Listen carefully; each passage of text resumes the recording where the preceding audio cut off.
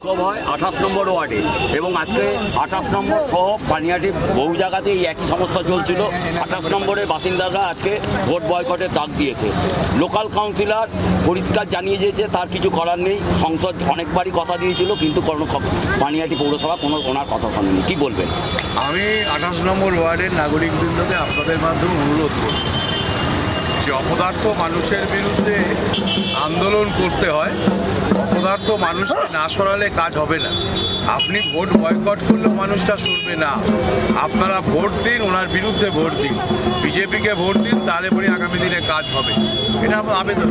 আর এই যে 15 বছরের সাংসদ যে অপদার্থ, সে তো বারে বারে প্রমাণিত হচ্ছে, বারে বারে বলা হচ্ছে।